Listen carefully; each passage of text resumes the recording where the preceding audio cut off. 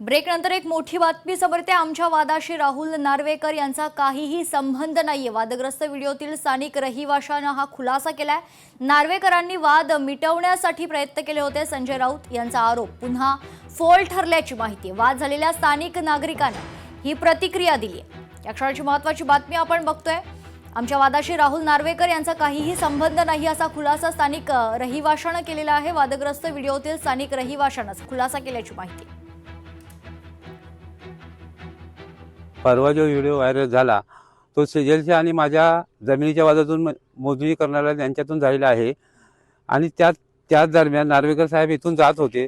त्यांचा या व्हिडिओ याच्याशी काही संबंध नाही। त्यांचा चुकून याचे फोटो आलेला आहे, तर त्याचा कोणी गैरवापर करू नये। ते उलटे आम्हाला सांगत होते की तुम्ही तुमचा वाद आपापसात मिटून घ्या। एक मोठी बातमी समोर येते। शेतकरी कर्जमाफीच्या हालचालींना आता सुरुवात झाली आहे। राज्य सरकारने 30 जून पर्यंत कर्जमाफीचं धोरण जाहीर करण्याची घोषणा केली होती। नागपूर जिल्हा मध्यवर्ती बँकेकडून थकीत शेतकरी कर्जाची माहिती गोळा करण्यास आता त्या अनुषंगाने सुरुवात झाली आहे। बँकेच्या सर्व शाखेकडून कर्ज थकीत असलेल्या शेतकऱ्यांचे कागदपत्र संकलित करण्याचं सध्या काम सुरू आहे। लवकरच ही सर्व माहिती सहकार विभागाकडे सादर केली जाणार आहे।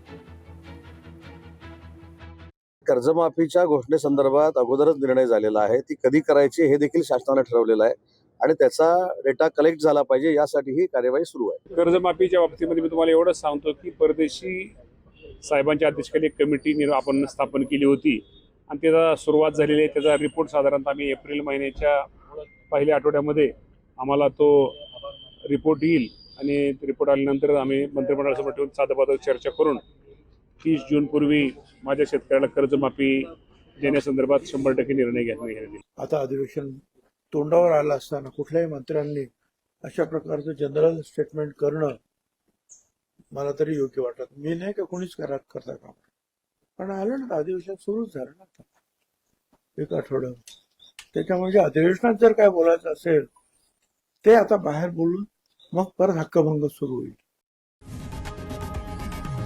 लोकशाही मराठी ऐका, पहा, जागरूक रहा।